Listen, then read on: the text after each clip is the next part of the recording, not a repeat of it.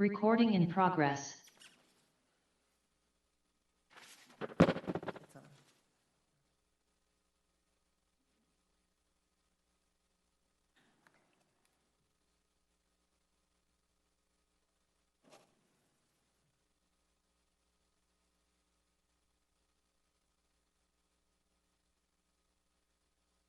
Good evening. Welcome to the Monday, March 28th, 7 p.m. meeting. We have started something new in Ferndale, or at least I have as mayor, of doing a mindfulness break before we stand for the Pledge of Allegiance. So I invite you to take a moment and a quick mindful moment to get attention focused and fully arrived and ready for this meeting. It is a mini break, and you don't have to participate if you don't want to, but that's okay. And you can also keep your eyes open if you're comfortable doing so. And it's just, you can have a soft gaze downwards, or you can close your eyes. So bring attention to how you are sitting or standing. Find a way to be relaxed and alert. And bring attention to your breath. And take some deeper, slower breaths. We'll take 3 big inhales. And exhale. Inhale.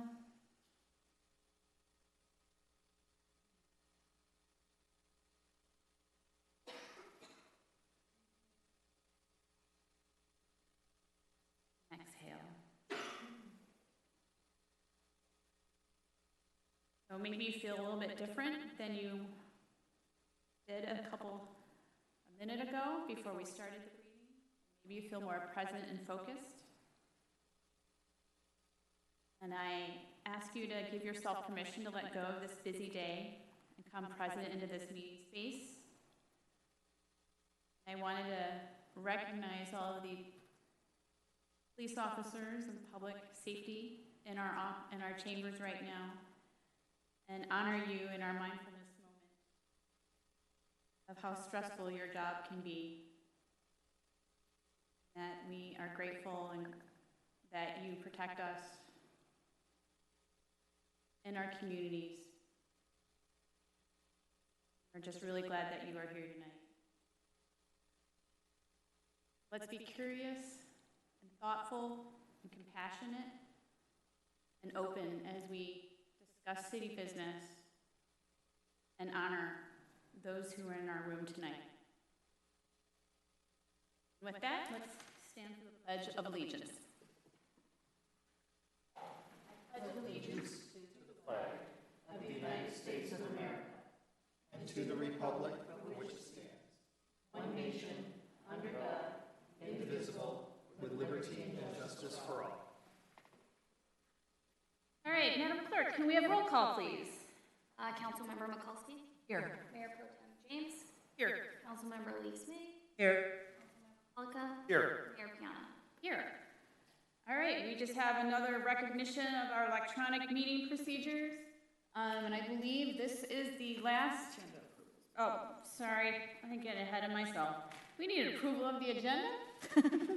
Mayor, I move to approve the agenda with the following amendment, that we move the presentation of police department awards from 5C to 5B, and just trade it with the existing 5B. Support.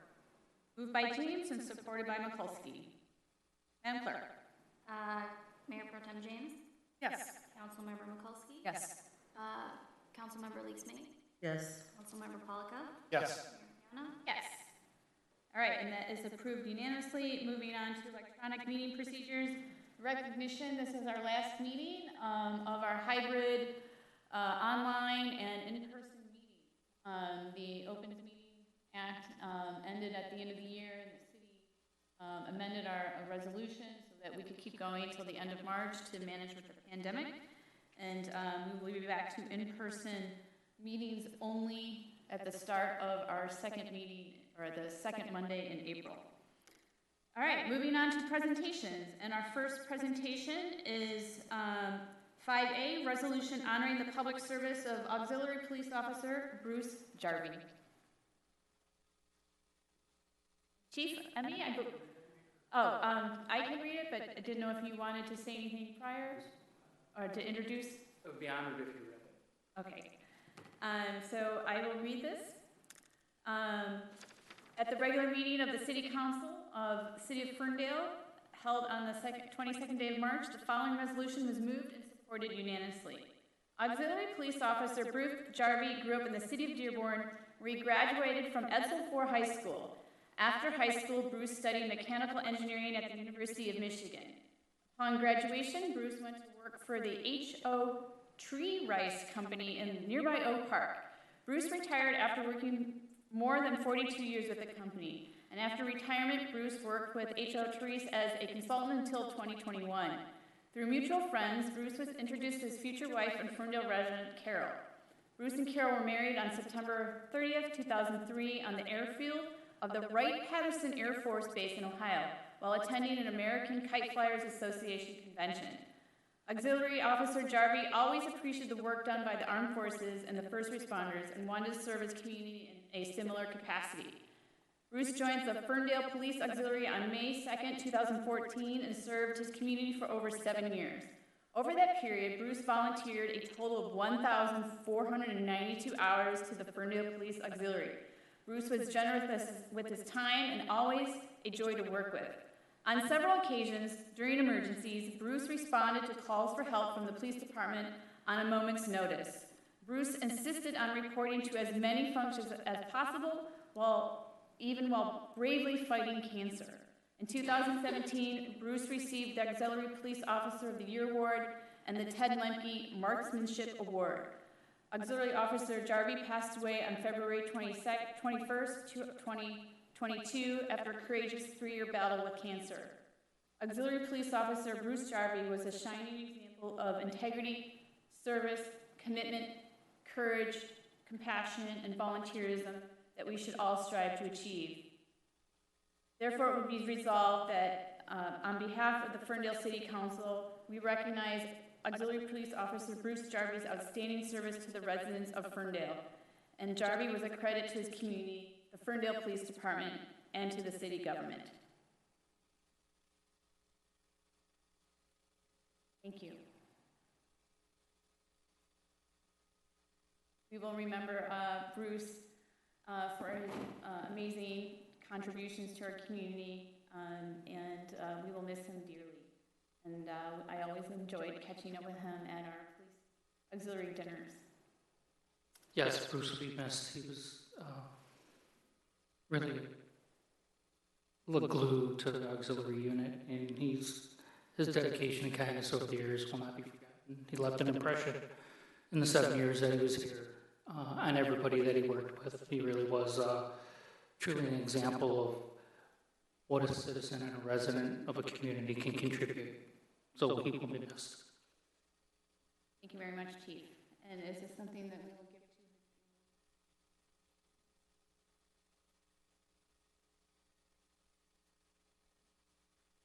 to? All right, we are moving on to our second part of presentations. And we are moving to presentation of Police Department awards. Thank you, Mayor and Council.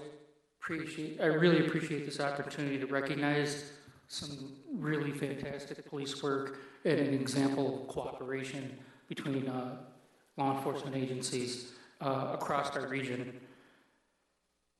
On November 17th, 2021, at approximately 1:30 p.m., the Ferndale Police Department received a call concerning a robbery and an abduction near Fielding and Pinecrest. A parent of a Ferndale High School student was robbed by 2 suspects while attempting to locate her missing daughter. It was determined that her daughter was abducted from a gas station in the city of Ferndale approximately 3 hours earlier. The mother of the abducted teen provided officers with valuable information that fast-tracked the investigation. Responding officers, dispatchers, and the officer in charge quickly recognized the urgency of the situation. and detectives began investigating the crime. Detectives utilized several internal investigative methods and resources available through the department's partnership with the FBI Oakland County Gangs and Violent Crimes Task Force. Lieutenant Casey O'Loughlin, Detective Matthew Goebel, and Sergeant Scott Blanchard coordinated the investigation with the assistance of Special Agent Jason Garvis and Supervisory Senior Resident Agent Milan Sushevich.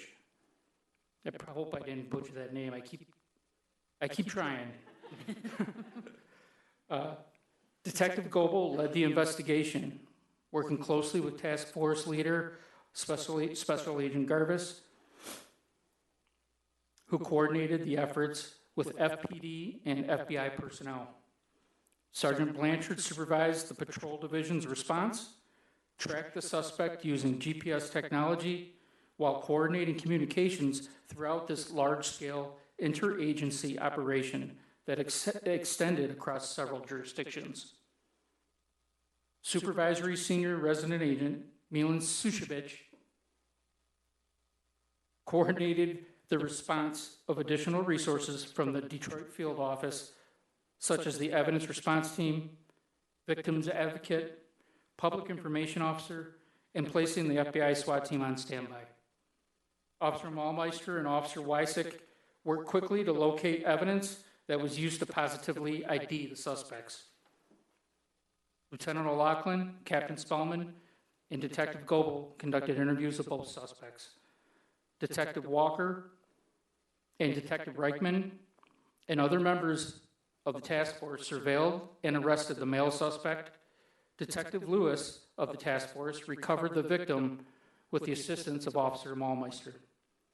Officer Mahlmeister and Detective Lewis interviewed the victims and served as a liaison to the family throughout the investigation. Detective Simpson, along with numerous members of the FBI, processed multiple scenes, recovering evidence to assist with the investigation. In less than 5 hours, the quick and decisive actions of everyone involved led to the recovery of the teenage victim and the arrest of both suspects.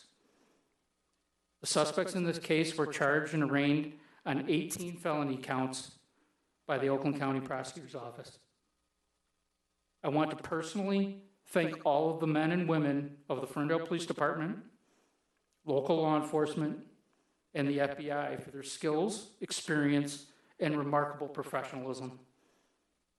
I also want to thank City Council for allowing the Ferndale Police Department to contribute an officer to the FBI Oakland County Gangs and Violent Crimes Task Force.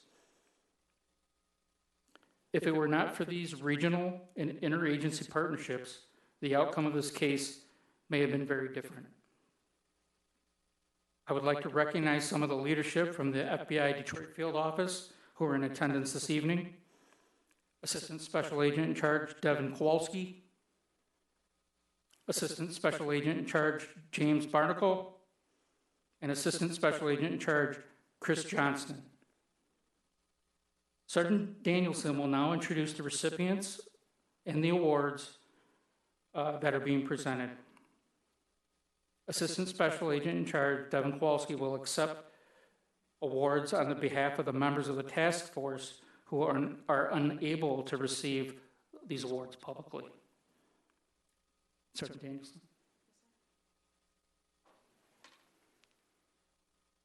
Good evening. The following members of the Ferndale Police Department and the FBI are being awarded the Unit Commendation in recognition of their contribution towards this investigation. Officer Benjamin Chomosky.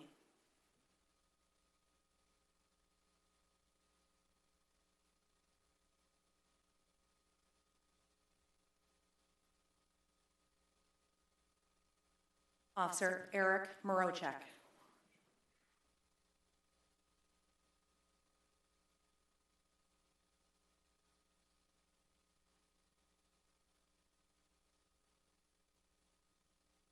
Officer Paul Skomsky.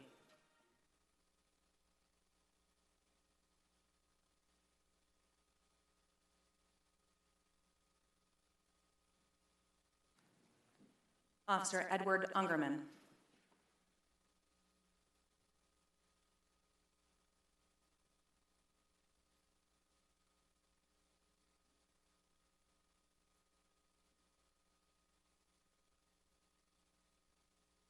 Management Assistant Elaine Shishini.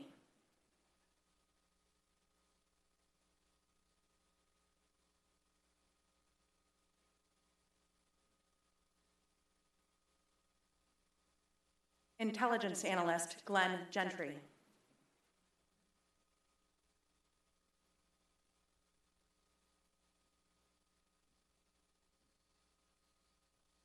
Special Agent Matthew Hughes.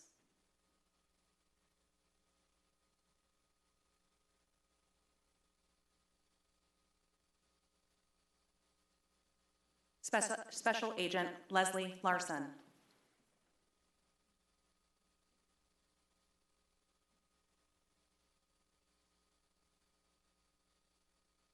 Special Agent Mara Schneider.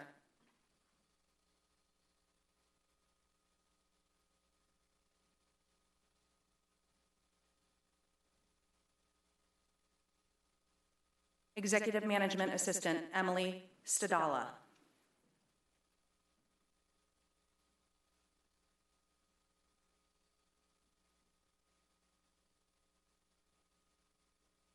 Special Agent Dustin Svensson.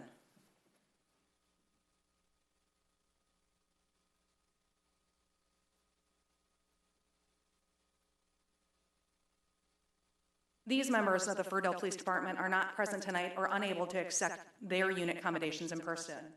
Detective Austin Bishop, Officer Brian Frazier, Dispatcher Katama Hedgespeth, Detective Kevin Jerome, Dispatcher Kyle Wallowik, Detective Paul Simpson. Members of the special unit not here tonight or unable to accept their award due to the position they currently hold will have their unit accommodations accepted by FBI Assistant Special Agent in Charge, Devin Kowalski. Task Force Officer Jeffrey Brown, Special Agent Jason Chambers, Special Agent Michael Fitzgerald, Special Agent Jeffrey Jacobs, Task Force Officer Kathleen Lewis, Task Force Officer Joseph Morogi, Task Force Officer Andy Racine, Task Force Officer Christopher Reichman, Special Agent Travis Shirley, Special Agent Jody Stanley, Special Agent Paul Stasso, Task Force Officer Chad Taylor, Task Force Officer Robert Upchurch, Task Force Officer Lance Walker, Task Force Officer Brian Weeks, Task Force Officer Steve Zagacki, Special Agent Eli Bowers. The Certificate of Merit is awarded for the outstanding performance of duty under difficult conditions. The actions must involve unusual thoroughness, conscientiousness, determination, and initiative. In recognition for their actions, these recipients are receiving the Certificate of Merit. Officer Jillian Melmeister.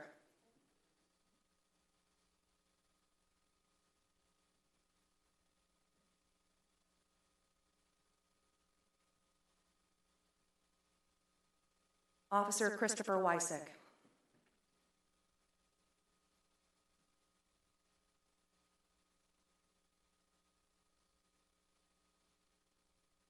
Lieutenant Casey O'Loughlin.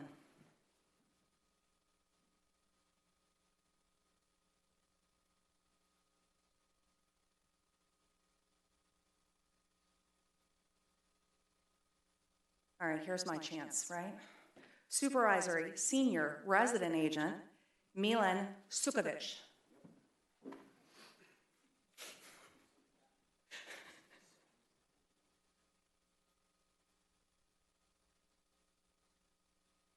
The departmental citation is awarded for the outstanding contributions to law enforcement through the successful conclusion of a difficult situation when such contributions were made with a high degree of professional excellence. In recognition of their indispensable experience and leadership, the following recipients are awarded the departmental citation. I'm going to ask that Milan Sukovic be presented with his first award for Special Agent Jarvis.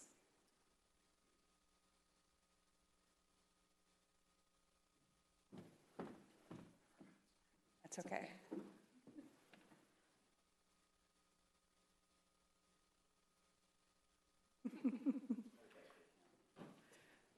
Detective Matthew Goebel.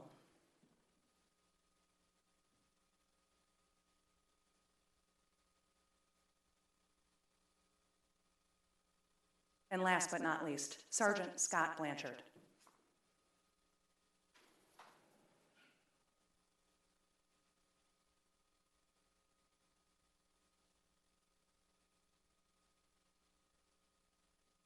Thank you. Thank you. I'm just overwhelmed with gratitude for our police department and the leadership and the dedication everybody made to save one of our own in Ferndale and be very supportive of a family and during a very frightening and traumatic day. And we know that we rely on all of our partners outside of Ferndale to support us. And I'm just beyond grateful. Thank you for having us, Mayor, Council. Appreciate it. Thank you. It takes a village. And Mayor, through the chair, can I just give you all a hand for the work you've done? I'm grateful for my own reasons, and I just really appreciate you all so much. Thank you so much.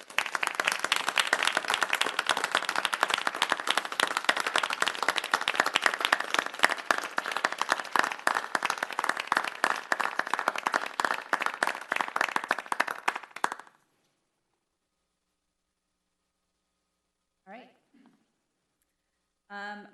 We are now moving on the agenda, and we are moving on to 5C, which is the presentation of the City Manager's Public Service Award for Jordan Twardy, Community and Economic Development Director. Thank you, Mayor. I'll allow the crowd to exit the room.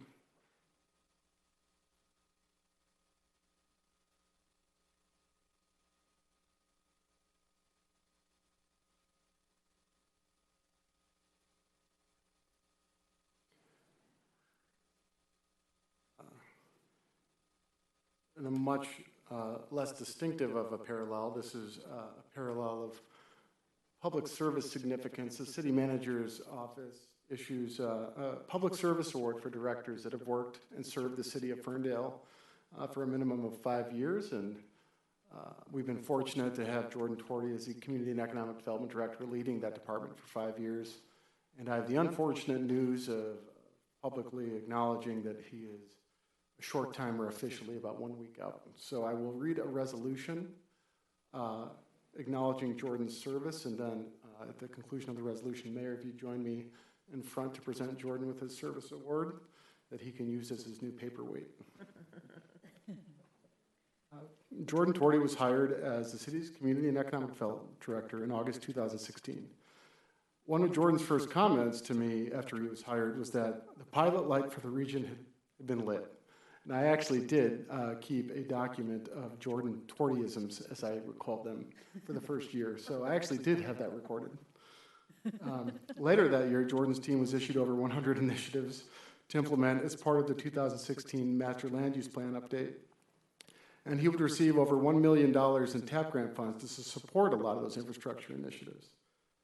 Those funds were applied between 17 and 19, largely when Jordan and his team led transformational construction projects of Livernois and Woodward Heights, which are two important economic corridors for the city of Ferndale. Each corridor was designed to promote economic development opportunities through land use policy and people-oriented transportation policy. It included newly constructed sidewalks, improved crosswalks, defined parking spaces, and protected bike lanes. The designs also improved the integration of the street with our neighbors, the cities of Detroit and Pleasant Ridge. Both corridors have since experienced small business growth through the transformation. Between 2018 and 2022, Jordan led efforts to reconstruct and implement City Council's vision for a safer and more inclusive Woodward Avenue. His team secured over $2 million in funding from SEMCOG and MDOT to implement the Woodward Moves project over the next few years. And concurrent to that, Jordan assembled partnerships with the City of Detroit to innovate a human-oriented solution to improving conditions along 8 Mile Road and Woodward Avenue overpass. In March of 2020, as part of the initial response to the COVID-19 pandemic, Jordan worked tirelessly alongside Oakland County and the DDA Director and the South Oakland Area Chamber of Commerce to assist small businesses in securing and distributing hundreds of thousands of dollars in pandemic stabilization and recovery fund assistance for small businesses. Prior to his appointment, Jordan served as Executive Director for the 8 Mile Boulevard Association for 3 years, and Jordan's commitment to the 8 Mile Boulevard Association is symbolic of his optimism for the possibilities of engaged and equitable regionalism. The board has asked Jordan to stay on as an advisor, even though professionally he will be leaving the corridor for the city of Dearborn. Therefore, be it resolved, the Mayor Melanie Piana, on behalf of Ferndale City Council, extends the city's congratulations to the Community and Economic Development Director, Jordan Torty, for his public service. Jordan, you're a credit to this community, City Hall, the profession, and to city government. And it's with heartfelt appreciation that we celebrate your achievements and service. And let me get your award. I'm going to clap for that.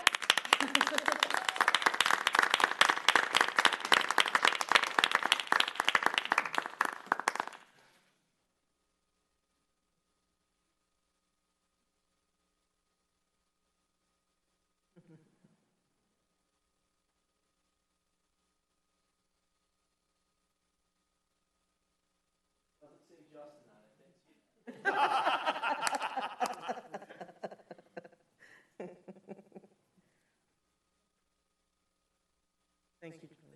Thank you for everything.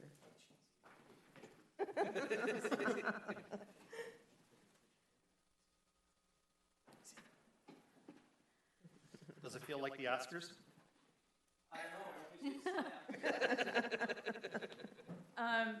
Well, before we go, I just wanted to say how sad I am you're leaving, but also I love seeing people grow here and then go on to bigger places, and I think that is how I view what you're doing. And you tell the mayor of Dearborn he owes me a drink for stealing you away. But I hope to meet him someday. But I think your accomplishments here are quite extraordinary, and how much time and dedication you put into your role to serve the residents and the businesses, but also I think to serve this council. I have come to rely on you completely for strategy and help and insights and guidance, and I think that is a true testament to your ability to create trust and build relationships with the people that you serve. And I think that is a special skill in your economic development field, and you own it in spades. And that is why you are being sought elsewhere to grow bigger communities. But I have no doubt that your regional mindset and ours will intersect at every point in your new role in some way, as they already are coming in various ways. And so I wish you best on your new journey. I know you'll be here in Ferndale, and I know you'll answer my texts. And maybe you'll be on the receiving end of my 5 a.m. texts now. So, but I really appreciate everything you've done for me and the community. So you'll be missed. Honored to serve everybody here. Well, maybe what I am.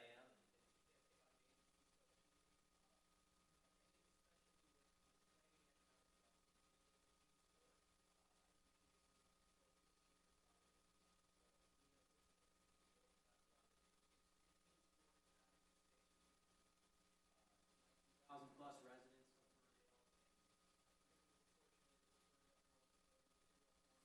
of Ferndale. But you might not always see it, you might not always believe it.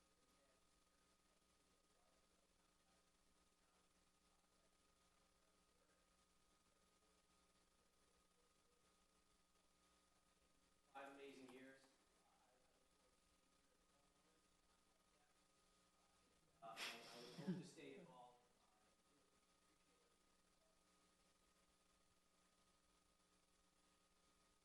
All right.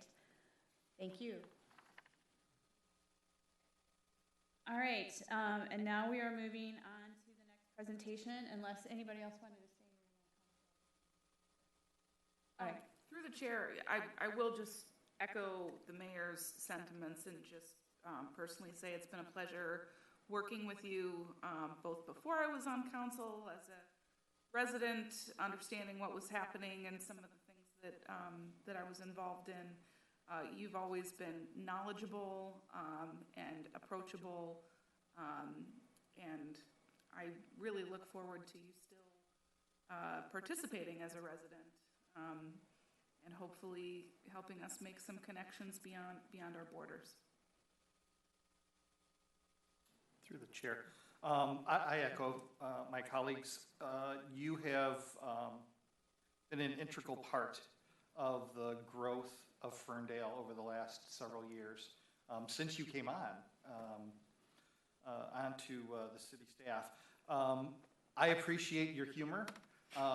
I've enjoyed the witty repartee that you offer, but most importantly, I appreciate and respect your knowledge and your dedication to the city.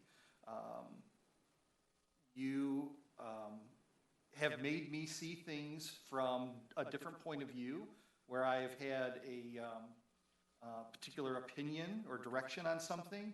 You have presented a different option, which I've always respected. Sometimes we didn't always disagree, but we always respected one another's opinions, and I truly, truly appreciate that. And you're going to be missed. I'll be honest, a while back, someone had said, and I don't remember who had left, but someone said, well, who's going to be the next person that leaves? And they had said they thought it would be you. And I said, I don't think so. He's really invested in this community. He lives here now. And you proved me wrong. But you're not moving, so you are truly invested in our community. And who knows, maybe one day you'll show up here at a planning commission on the dais and be one of the planning commission members. Thank you. Thank you for everything, and I wish you the best. If I may, through the chair. So Jordan, when I met you, I guess 5 years ago, I recall how you just kind of hit the ground running, and you've been running ever since, let me tell you. I've learned so much from you, and I know you're going to hit the ground running in Dearborn, and I wish you nothing but the best, the most success. And don't be a stranger. Well, you know you can't. This community's too small. We'll see you. But thank you for everything. I've learned a lot from you, and I appreciate everything you've done for the city. Through the chair, I'm never going to be as eloquent as the rest of you, and I'm always going to be a little bit awkward. I just appreciate the hell out of you. It has been an honor to know you. I've only known you for a short period of time, but you've struck me as just an eloquent advocate for our downtown businesses and such an ally. And it's really been eye-opening to see your relationship and how it's impacted our downtown. So thank you.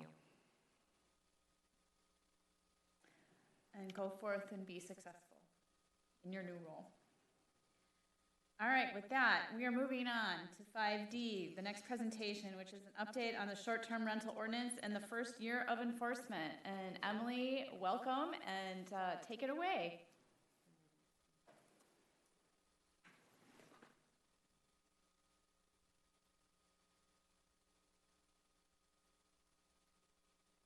Good evening, Mayor and Council. It's an honor and a privilege to be back in person with everybody.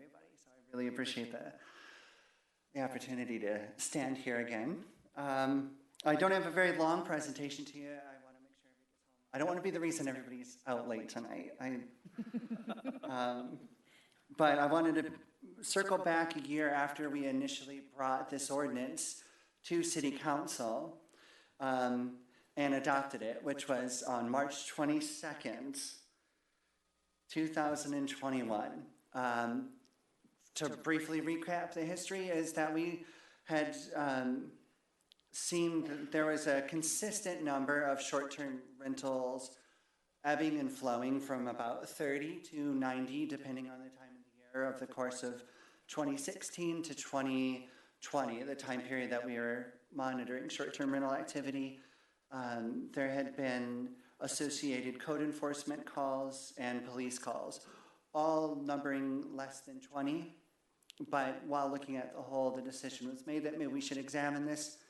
And with that, staff and a group of stakeholders, property owners, residents, neighbors, got together and reviewed and made recommendations to council, and council adopted an ordinance regulating short-term rentals. And with the short-term rentals, for those who might need a definition, it is a home, unit, apartment unit, condo, any sort of residential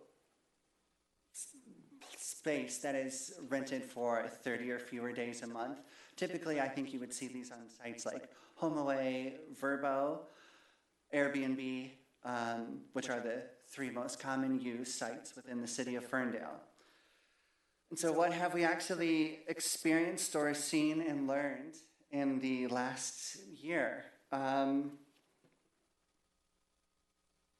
Well, it was I think the important thing that we all understood was that we had to enforce this if we saw the need to enforce it, which council did.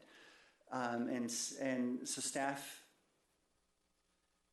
mirrored our long-term rental ordinance with our intake and monitoring process, but also implemented a technological component in which the way these short-term rentals are advertised, and we are working with a partner known as Granicus to monitor digitally and scan the ads every 3 days for any changes. And through that, we've successfully registered, as of today, we are at 42 registered short-term rentals, but our next scan is in a few days. And the holiday season showed us a slight spike, and we're anticipating off of previous years that we can see growth during the summer festival season. So, how do we enforce the registration and the inspections, especially when we have the ebb and flow of the number of rentals? Well, it is using the monitoring of the websites, but it's also through the reporting of activity through neighbors. And a lot of our short-term rental owners are savvy and participate in the local government, and we're well aware of the Ordinance and Fallout Council, so they approached the building department and registered, and we've already had some great partners, and I think a lot of success stories, and a lot of people who've worked hard to be good neighbors. And I did include information in the presentation with active links if anybody wanted to copy the information down or grab it from the agenda. But you can register with the City of Ferndale Building Department or online under our permit center. As well as if you have any questions or concerns regarding a short-term rental or its activities, we have a 24-hour line. It's 248-543-9776. And when the phone call is placed to this number, you will come across a Granicus operator or automated system if you choose to remain anonymous. If it is a currently ongoing issue, say loud noise, the operator will notify local services, the Ferndale non-emergency number, but they will also contact the building owner and ask them to rectify it within 1.5 hours. And then the following day, they contact the city to let us know that a call had been placed to either code enforcement or the police regarding on the nature of the call and what the actions of the owner or operator of the short-term rental is. There is also the option, it's a mouthful, but the link is available again under the short-term rental section of the permit center or here in the agenda, but there's the option to report violations at a short-term rental online. So I kind of went over this briefly, but as you can see, we've gained 10 to the number, possibly an additional, because I do have a stack of paperwork on my desk as of this afternoon. Just since I submitted this to council for review last Monday, we've already picked up 10 short-term rentals. Again, we've been, I would say, quite successful in terms of participation. As far as reports and violations or any issues we've had, there have been 5 complaints. Of those, none have escalated into what we call city manager's review. Any property that does have 3 or more substantiated complaints is subject to review by the city manager's office, and possible revocation of their license. Quick recap, a substantiated claim would be something that does violate the ordinance and has been confirmed by a member of the Ferndale Fire Department, Police Department, Building Department, Code Enforcement Team, or Housing Team. So what happens next with the ordinance? We're going to continue to enforce it. And looking at our previous data, we have seen in the summer months during the festival season, particularly Dream Cruise through Pig and Whiskey, the city of Ferndale has experienced close to 100 short-term rentals. It's, I'd always like to do my best guess and say, yes, I think we're going to have about 91, as we have had the past 2 years. But the world just seems to be moving in a different speed, going off of recent housing trends. And it seems, while comparing to previous years, we could probably break a record. So with that, I want to make sure that we take data and bring it back to City Council at the end of the festival season, hopefully before Thanksgiving, and just recap of what we've learned over the summer. This is a new ordinance, even though coming to you a year later. It's new and it's innovative, which is what I expect from Ferndale, our approach, our regulation, and our understanding of it. So I'm looking forward to coming back to you in the end of the year after we've experienced the busiest season. What I hope for most Michiganders is a healthy and hopefully mostly uninterrupted summer of enjoyment and leisure in the city of Ferndale. Thank you, Emily. Thank you. I do have one comment and observation, and I do know one of our stakeholders on the resident task force, has communicated that the short-term rental next to their house has sold and has become a regular property homeowners again.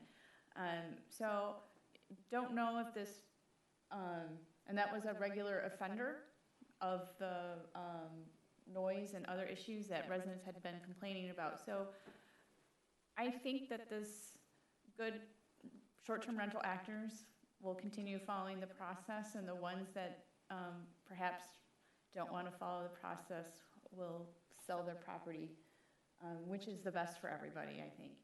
I don't know the circumstances around that. I'm just glad that this resident is no longer affected by a bad actor short-term rental property. Thank you. Are there any questions from council on this? I do, through the chair. If you could clarify for us, and maybe it's Dan that has to clarify it. The policy says that only 2 short-term rentals are allowed per parcel/building. Does a parcel mean the property, the entire property that the structure is on, or if there's 5 units built on 2 parcels, does that count as 2 parcels or 1 parcel? Or I don't think I'm making myself clear. Well, through the chair, the ordinance defines parcel. Typically, a parcel is either a lot or a parcel of property upon which a structure is built. With respect to the limitation, that limitation goes on a block basis. Your specific question, I think I'm going to have to look at the text to provide I'm not sure the specific question that you're concerned about with respect to the. Well, there are times where, a building is built on more than one, what I consider parcel of property, or 1 lot. There may have been 3 lots. Well, if there's 3 lots, contiguous lots, then that constitutes a parcel of property. Okay. And in regards to a building, are we talking about any building? Or, I mean, if you were to say 409 on 9, which has 125 units, would there only be allowed two of those units would be allowed to be short-term rentals out of that entire building? Through the chair, I think I would like to look Off- at the yeah, text we of can- the ordinance, yep. and I'll That's try fine. and have an answer for you by the end of the night. I appreciate it. And if not, you can send me an email. That's all I have. That's a good question. Are there other questions from council? I have a comment. Sure. Through the chair, Emily, I just wanted to compliment the work that you've done, both in working with residents and operators, and finding sort of that balance, helping to find that balance between, regulation and being good neighbors, but allowing businesses to operate. And a couple of weeks ago, you gave an update to sort of the task force members.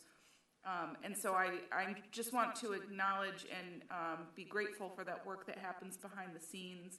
And it's my understanding that over the course since this launched, you've identified, possibly with the help of complainants, have helped identify some gaps in the chain, and you've helped sort of link those back together so that complaints can be registered and followed up on. And I very much appreciate the objective of reviewing this again after the festival season, because I think that that's going to give us an even better idea of how things are going, and give us the ability to make some revisions if we need to. This isn't meeting the needs of the community. So I just wanted to acknowledge that work and thank you. Thank you. Thank you. I concur. We wouldn't be here without you, so thank you. Thank you very much. All right, thank you for the presentation. And now we are moving on to our final presentation from our Fire Chief Robinson, which is 5E, Fire Department 2021 Annual Report Presentation. Come on down.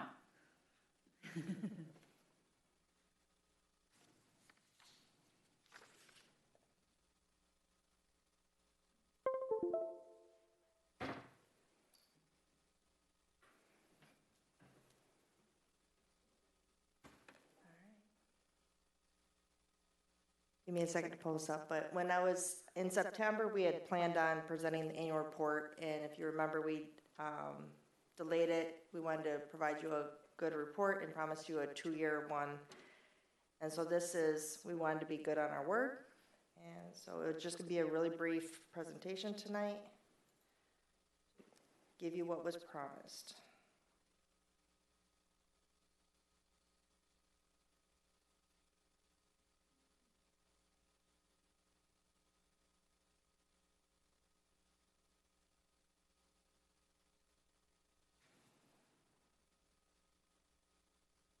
Again, this will be covered 2020 and 2021.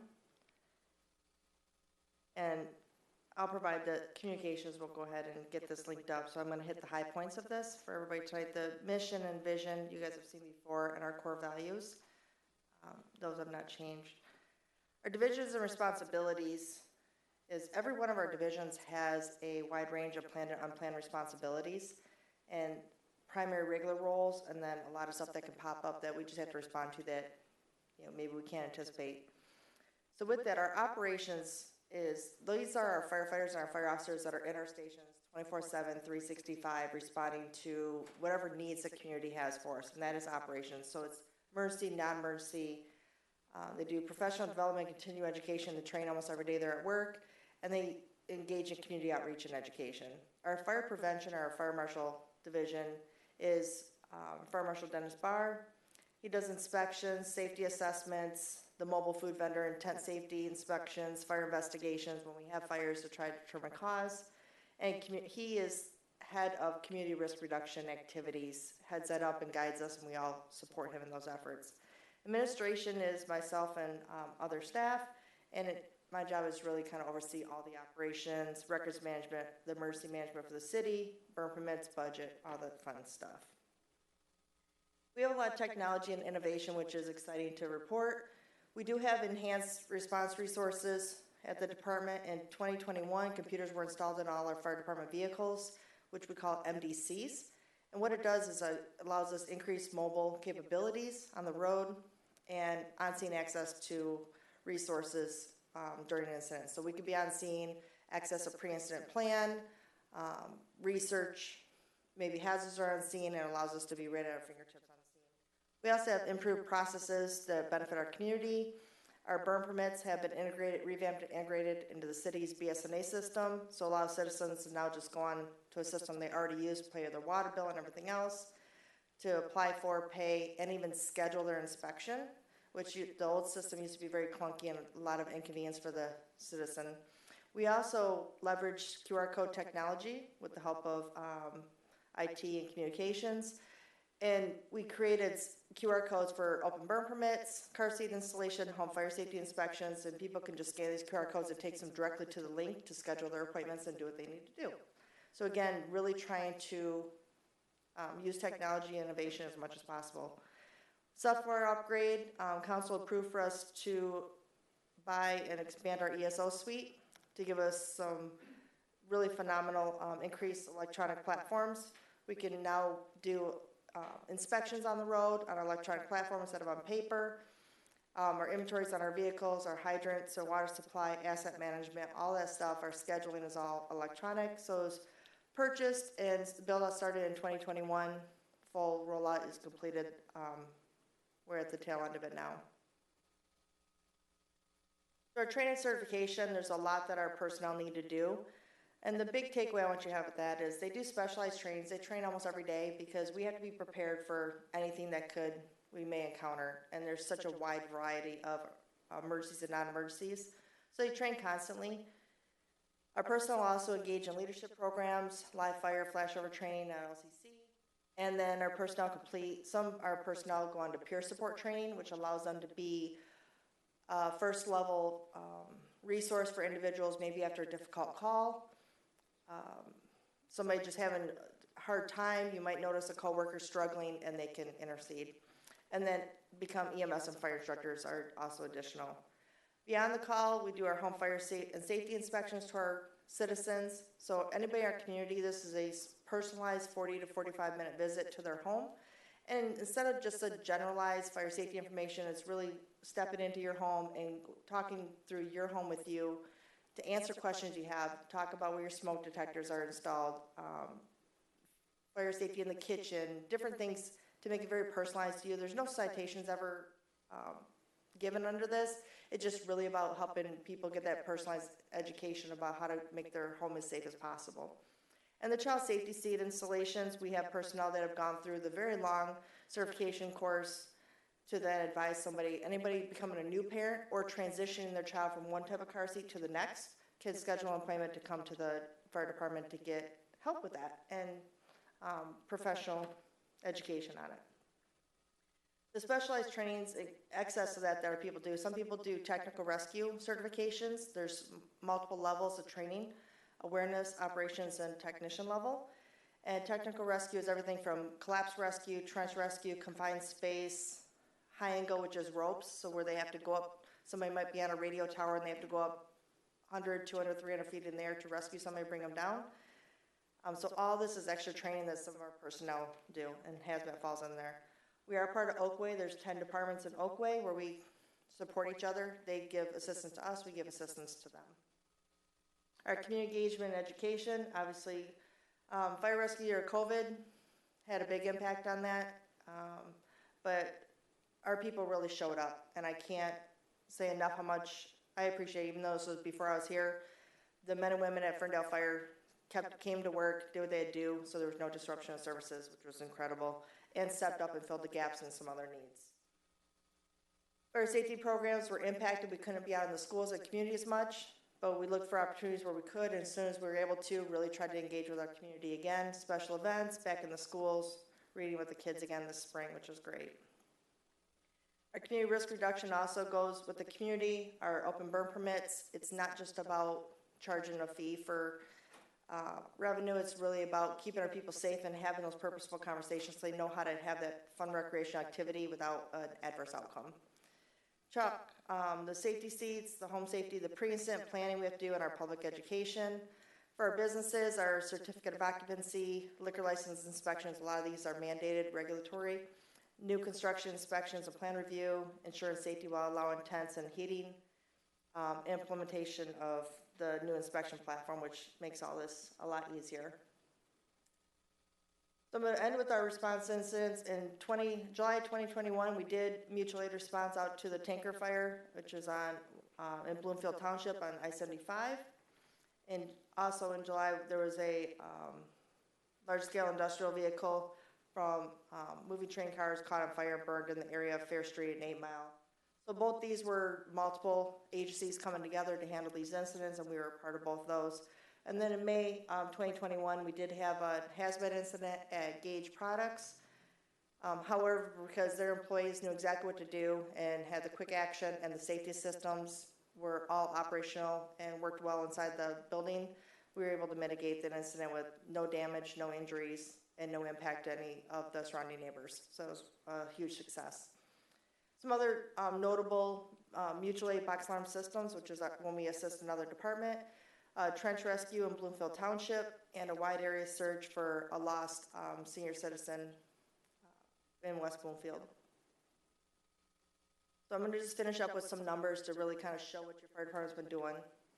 So EMS incidents our last 3 years. In 2019, we had 1,904 EMS calls. In 2020, we had 2017, which was a 6% increase. You generally plan for about a 3% increase is kind of the national average. We had a 6% between those years, and between 2020 and 2021, we had a 9% jump in EMS calls alone. So that's a big jump in services. The next one is our non-EMS response priorities. Fire incidents, again, from 2019 to 2020, there was a jump. In 2021, it kind of went back down to the 2019 numbers, which is about 70-some. But you see our hazardous conditions, which is any hazardous condition that does not involve fire. Those are steadily going up, and the gray is service calls. This could be assisting police, it could be helping somebody in distress, a various number of calls, and those are steadily going up also. Finally, I just want to end with our mutual aid. In 2020, we gave mutual aid 63 times to our partners. In 2021, we provided aid 141 times, so more than double the requests that we fulfilled. So not only are our calls within our community increasing, but the demand and the request for our services from our neighboring community and our partner communities have drastically increased, so more than doubled in 1 year. This year we're trending the same way. So that is just a quick snapshot of the last 2 years of what your fire department's been doing for you and your community. Thank you for this report.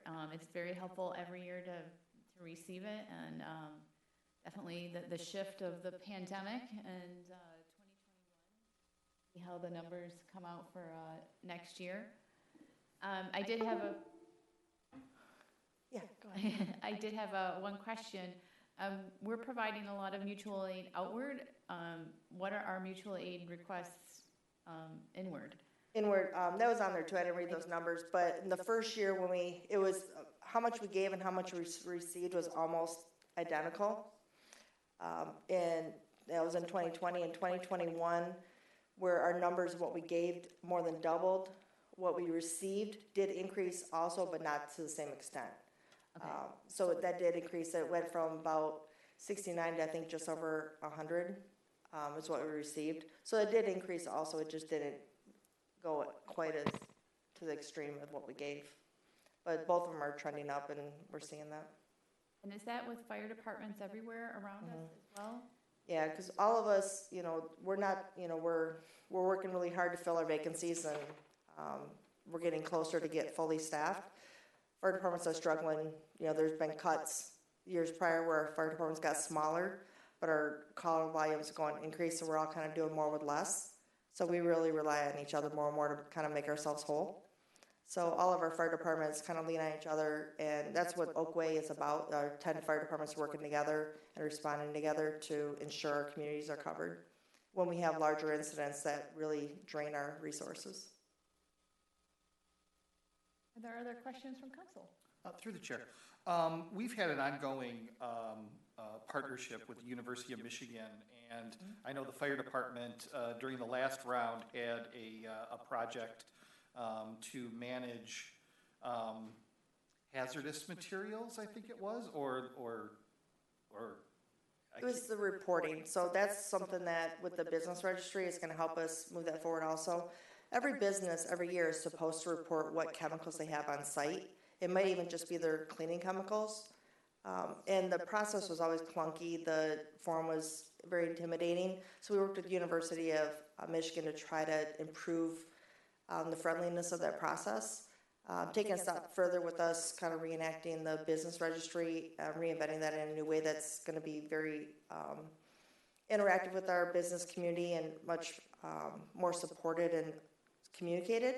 We'll be able to go up, be on site and helping them fill that out, so it won't be so intimidating for them. And then each year we just confirm that it's still the same. This year we did partner with U of M again on another project, but it's tailored to community risk reduction in another way of us creating specialized fire safety education for different populations in our community. With them, we focused on our senior community. Once we get that established, we want to expand to different people, maybe our autistic population or our hearing impaired or our sight impaired. So create fire safety education that's very specific to the needs of different people in our community. So that's the project we're working on with them now. Excellent, thank you. I wasn't aware of the new project. I just wondered if you had implemented the project that had been completed last year. Yeah, so we're going to roll it out with that because, again, we want to make it, it can be very intimidating and kind of confusing for business owners, so we want to work with them on the process so they don't feel just overwhelmed by looking at this long form and trying to figure out how to fill it out. So we're going to work with them on it. Thank you. Yep. Excellent, thank you, Chief. All right, thanks. All right, we are moving on to the next part of our agenda, which is the call to audience, where we have residents come and say what's on their mind for 3 minutes. And we usually, this is our last hybrid meeting, doing chamber and online. But I always start with the chamber. So if anybody is in the audience tonight, and it looks like we have someone who's here ready to participate. So thank you for coming tonight. And if you could state your name and what city you're in. Greetings, and technically I am not a resident. I am the resident of Detroit. I'm the sitting senator for District 4, which is a great deal of Detroit and downriver cities, but due to our redistricting process here in the state of Michigan, it's been turned upside down, and I will be hopefully representing a great deal of Oakland County, which includes Ferndale. And so Ferndale is not a stranger to me. I've been partying and living and eating and socializing since I was a tot, since the days of F&M. You know, I currently am the Assistant President Pro Tem in the Senate. I sit on several committees, insurance and banking, transportation and infrastructure, energy and technology, and I'm the Vice Chair of Family, Seniors, and Veterans. I am the Chairman of the Michigan Legislative Black Caucus. I was appointed to 3 task forces in the state, the Coronavirus Racial Disparities Task Force, the Michigan Child Welfare Task Force, the Marijuana Regulatory Agency Task Force for Social Equity. And so I actually just gave Emily my card because one of our tough legislation last year was about short-term rentals and Airbnbs. And get some more information on how you guys are working through that. But I just want to avail myself, foster a relationship, so you guys get to see me more often. Whether I'm successful or not, I want to develop this relationship. And like I said, I'm no stranger to Ferndale, so anything I can do to help your current legislators advocate for the great city of Ferndale, I'm here. Thank you so much, Senator, for coming tonight and introducing yourself. And I was heavily involved at the short-term rental legislation as well. I'm a former MML board member, and they asked me to testify to your Senate and House committees on the STR bill last year. Yeah, and so I have a background in municipal government. I come out of the mayor's administration, and that was one of our tough things going on in the city of Detroit, as well as, you know, the land bank and the vacant buildings and blight and things like that. So Is that still on the table? Is that legislation still on the table? Because it's. Oh, it was, actually, we passed the short-term rental, which is probably kind of handcuffing you guys on your ability to do proper Yep. enforcement. So hopefully if we are in a different position going into the next year, we can make some modifications. But again, I want to talk to you guys as well. I've been talking to other cities downriver. We're having the same problem where we can put some best practices together for those cities that want to have some steady enforcement moving forward. Right. Well, thank you so much. Thank you.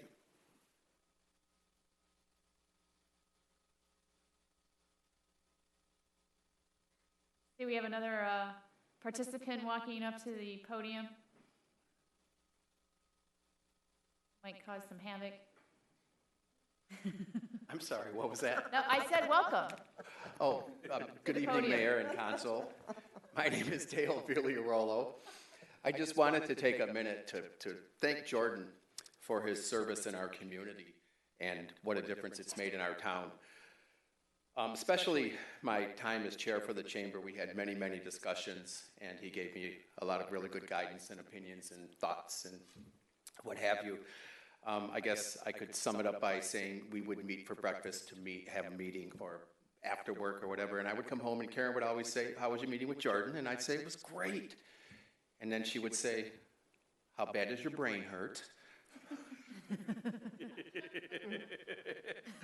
So thank you, Jordan, for what you've done for our community. You will be sorely missed, and I am glad that you are staying here so we can talk sometime. But thank you. Thank you. Thanks, Dale. All right. Is there anybody else in the audience who would like to make public comment? If not, we're going to roll over to Zoom. And Delicia, do we have any Zoom participants tonight? All right. With that, I am going to close call to audience and lament that we will no longer have Zoom participants at our meetings. With that, we're moving on to, we don't have a public hearing.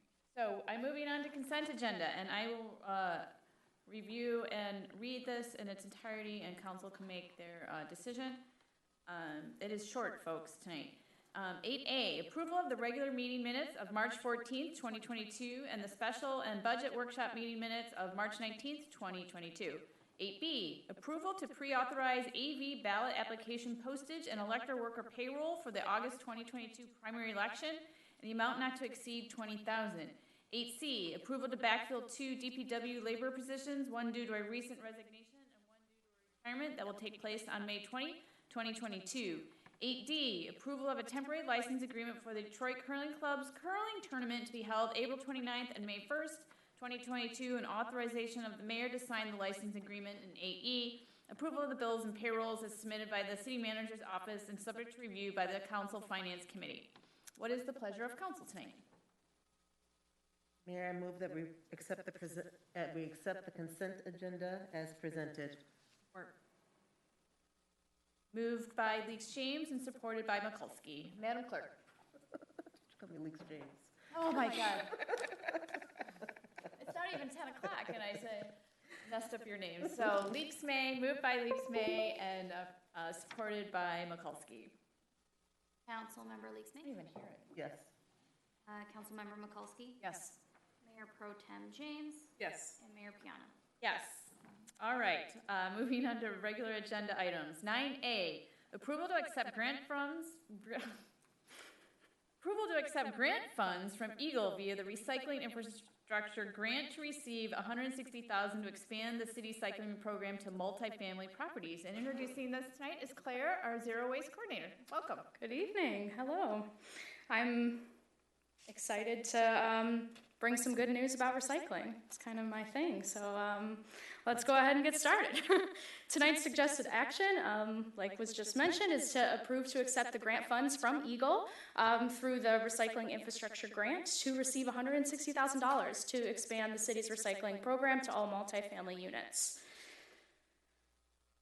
So I wanted to begin here just with a quick overview of the recycling gaps that we are still dealing with in the city. We've done a really great job to expand a lot of our recycling opportunities, but of course there's still a few things that we can do better. That being expanding to multifamily properties. Multifamily properties are considered commercial properties, so they've not necessarily had the same access and opportunity to curbside recycling services in the past as with single-family homes.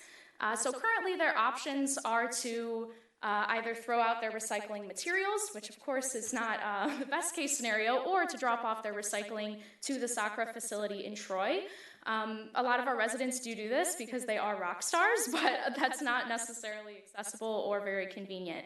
So in order to be able to increase our recycling rate, we really want to, provide a convenient option for our residents to recycle. And we are currently, city staff are currently collecting data on the recycling services for our multifamily properties. And right now, in the process, we see that about 29 properties do not offer recycling, and that's about 358 units that don't have any recycling offered right now. And the most common barriers so far have been a lack of recycling receptacles and a lack of awareness on either how to begin recycling or what can be recycled. So the main, goals of this grant will be to provide the receptacles to the properties themselves and to provide the education to help with the awareness. And all of this work is recommended through the Waste Reduction and Recycling Master Plan and to help close these gaps in terms of recycling. So just a quick overview of the grant itself. Eagle has been doing really great work to help increase our recycling rates in Michigan. We see that we have one of the lowest recycling rates in the country at about 19%, and the nationwide is 38%. So we definitely have a lot of work to do, but Eagle is there to provide funding. This past grant cycle provided $8.5 million to support different recycling programs. So they are doing excellent work. So both Eagle and the Recycling Partnership invite Ferndale to partner and expand recycling access. So I'm very excited for that opportunity. The grant itself is $160,000 in grant funding through reimbursement. So the project total is $200,000, and there's a 20% match requirement, which will be funded through the sanitation fund of a total of $40,000. And the grant will provide recycling receptacles, the signage to help label the recycling receptacles so that they are very distinguishable from trash containers, as well as educational materials for each multifamily resident to explain the general recycling information and a list of specific acceptable materials. So it'll be really great to have that print information accessible to residents that have maybe never recycled before. And I just wanted to add the benefits, of course. Recycling is a big benefit to our community, but also just to everything that we can do in terms of sustainability. Especially this program will help increase the equity of increasing access to recycling and allowing all residents to have the same type of opportunities for a convenient recycling program. And of course, it'll benefit sustainability by increasing our city's recycling rate and support our statewide goals for reducing our greenhouse gas emissions. And of course, education. It's really important that we know how to recycle right. So having the educational outreach to allow residents to understand what materials are recyclable will really help ensure a clean recycling stream. And of course, I had to add just a brief program timeline just so that we know what to look forward to in the future. We applied to this specific grant funding in the summer of last year. And of course, tonight, I hope we can accept the grant funding to begin on our project. And we hope to write and approve a multifamily recycling ordinance that will really help standardize the recycling services for all the multifamily properties. And, in the winter of this year, we hope to then purchase and start distributing the infrastructure and the education to really help start our recycling program.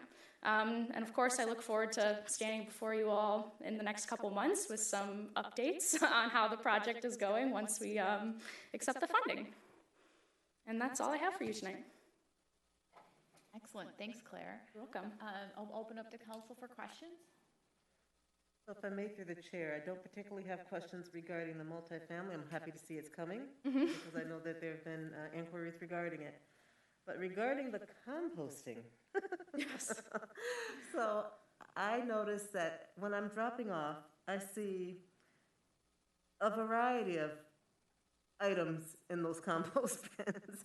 So I was just wondering if maybe there needs to be some more education presented to individuals to know exactly what goes in there and what does not go in there. Right. Well, first of all, I really appreciate you participating in the program and bringing your compost to the site. That's very exciting. So far, we've received pretty good results from our hauler in terms of our acceptable materials. So I've definitely made sure to communicate with them on a very consistent basis so that they can make us aware if we're having some challenges. I'd be interested to know what type of materials you do see. So I guess I'm seeing things that look more along the lines of debris and like such as tree trimmings and clippings and things like that. Oh, I see. Plants and flowers and those things. So I don't know if that's what you intended. Our program does accept all organic materials, so a nice way to think about it is if it grows, it goes. So as long as it's, made from the earth, it can get composted. We do suggest that residents keep their yard waste for the yard waste pickup. There might be an influx of that material right now just because we are awaiting for the yard waste pickup to begin. So, we've had a couple nice days. People are starting to participate in some yard work. So I could see that being a challenge before our yard waste does pick up. But once it does, we'll make sure to put out some educational information to let everyone know that, we want our food waste to stay in the compost program and the yard waste to be separate to allow for more space for collection. That's about all that I've seen, and I'm thinking like that. I thought I missed something because I could do a lot of that too. Yeah, but of course. I didn't know. But now I've got it. I understand. Thank you. Through the chair. You had mentioned that our current rate of recycling is 19%. That's correct. And our goal is 45% in 3 years? That's a statewide goal that's been put through the state of Michigan. Yeah. Okay. Interesting. Yes. So of course, as a community, we really want to help support those goals. Of course, it's a large feat. It's going to be a lot of work to get there. I'm curious, continuing through the chair, I'm curious to know how do we identify our percentage? How do we know that there's only 19% participation? Is it based on the number of houses that we empty the recycle bins from, or is it a weight? Is it done by weight? That's correct. Yes. So the state will calculate the amount of trash that's being, removed from households and from commercial and all different avenues, and then, directly relating that to how much recycling material has been processed through the different MRFs in the state. And comparative to the total waste, we've got about 19% of our total waste goes through our recycling processes, and then the rest is landfilled. Thank you. You're welcome. Through the chair, I have a few questions that are following up on that same line of thinking. Do we have a feel for whether the low recycling rate is largely attributable to, consumer products that simply aren't recyclable? Or do we need to put greater emphasis on recognizing what is recyclable and putting it into the appropriate receptacle for collection, or both? I would say definitely both. Of course, there's sometimes a lack of awareness in terms of the acceptable materials that we are able to recycle.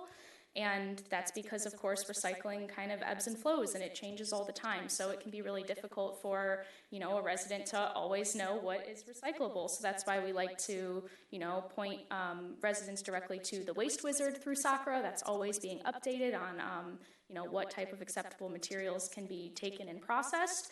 But to your point, your first point, it's definitely a challenge in terms of the average citizen receiving a lot of packaging that's just not recyclable, and that's something that a lot of organizations are working towards in terms of working with processors and businesses to develop products and packaging that is better for the circular economy and can actually be recycled. But there's still a lot of work to do on that front, unfortunately. Through the chair, just a quick question on the coordination with SACRA.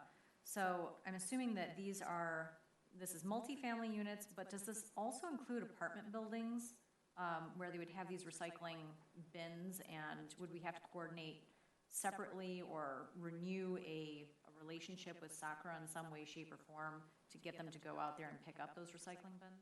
Yes, yeah, and we've been working with them already so far. They're really excited to see this grant funding come through because this is something that a lot of the SACRA communities are working towards, but haven't really had the right types of resources to make the program happen. So a lot of our cities in the community are working towards the same goal of expanding to the multifamilies as well as apartments. We might be the first ones to do it, so hopefully then we can be a blueprint for other communities as well. And maybe as a follow-up, so some of these apartment building landlords or people who own the apartment buildings, they were typically utilizing other services to handle their recycling, but because of this grant, this is of no cost. There's nothing for them to lose. It's more to encourage them to participate because they don't really have to fund anything. Is that correct? Correct. This will cover the startup costs in terms of recycling. So one of the largest startup costs is, of course, purchasing the recycling receptacles, which will be funded through the grant, as well as all the permanent signage and the educational print materials. In terms of increase of hauling and service processing costs through SACRA, there will be a slight increase in the special assessment for multifamily properties moving forward when this program is fully developed and implemented, and that will just cover the small increase in costs that will be passed on to the individual property owners.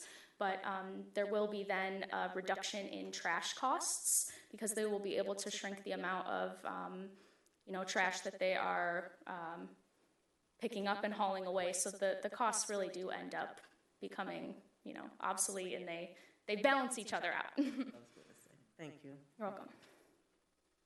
Through the chair, I wanted to acknowledge our DPW director, Dan Antosik, is a board representative on SACRA, and I think Dan is available virtually. He can speak to any specific data about tipping tonnage, or I know, Councilman, you had mentioned a curiosity. Dan, I'm not sure if you have any input to offer. Yeah, so in terms of our state totals, like Claire touched on earlier, with that 19%, excuse me, that's not too far off from our monthly totals when it comes to SACRA, because all of our trash and recycling and our yard waste that goes to SACRA from any SACRA community, on a monthly basis, we receive a breakdown of what trash goes, the amount of recycling that goes, and the amount of curbside yard waste that goes. And consistently, Ferndale actually ranks one of the lowest SACRA communities in terms of recycling percentages. And that probably does play a part from our lack of multi-family recycling, which this grant helps solve. So we will be able to, one, increase our amount of recycling that we actually have going to SACRA, because our multifamily units will have that ability going forward. Additionally, we kind of rank lower when we float around that, usually 16 to 20% recycling per month coming out of the city of Ferndale, because one of the things that we do allow in the city of Ferndale, and that our hauler is heavy on the customer service aspect of, is bulk trash. So on a normal day, say you have a couch that needs to go out, a dresser that needs to go out to the curb or something like that, our hauler will pick that up. And that, all those bulk items contributes to our overall percentage. So in a combination of allowing a lot of bulk material at the curb, not adequately supporting our multifamily units, which this grant will allow us to do to increase our recycling, we can actually up those percentages to where we're decreasing the amount of trash that's actually going to the landfill. We're increasing the amount of recyclables that are going to our MRF, which in turn come back to us soccer communities that operate our system as credits into that system because of the cardboard that we are selling off to third-party companies that are turning that around and putting it back into the system for our plastics and so on. And that also helps us as an authority offset the costs of items like glass or household hazardous materials that aren't necessarily items that bring in revenues, but mostly cost as an authority to dispose of in the proper manner. So really, you know, this being able to receive this grant not only benefits the city of Ferndale, but it benefits us as a larger authority within, you know, the soccer communities to really do our part and increase the amount of recycling that we're doing on not only like a house by house or the multifamily unit scale, but just like as an authority in general that, you know, does represent a sizable proportion of the state of Michigan's population within our, you know, South Oakland County area.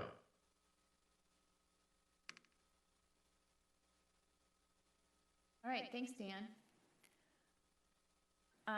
We need to have a motion to approve the accept the grant funds to continue. I move to accept the grant funds from Eagle via Recycling Infrastructure grant to receive $160,000 to expand the city recycling program to multifamily properties as submitted by the Zero Waste Program Coordinator. Support. Oh, geez. All right. With a question. Moved by James and supported by Mikulski. I heard first.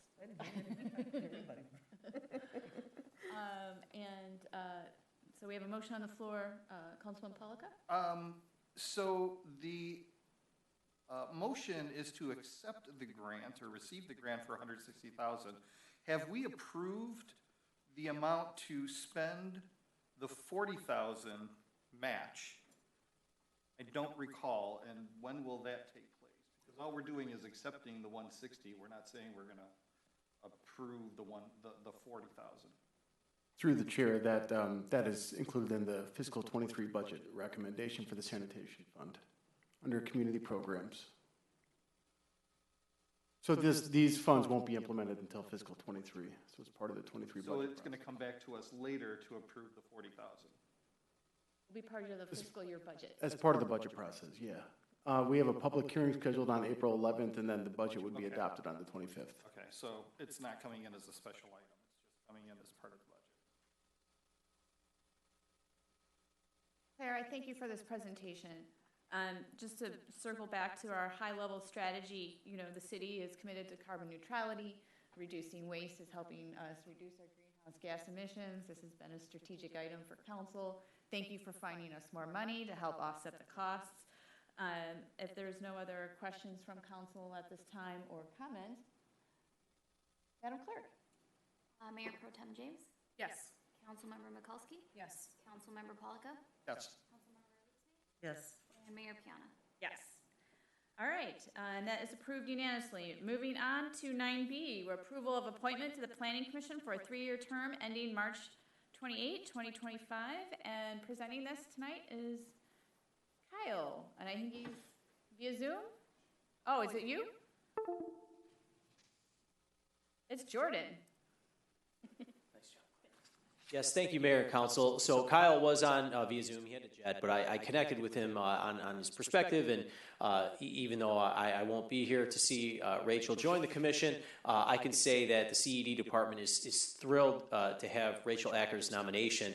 Councilman Pollica can attest the planning commissioners are workers, and it can be a very intense workload and a repetitive one. And we really are excited to get some new names, new perspectives on the commission.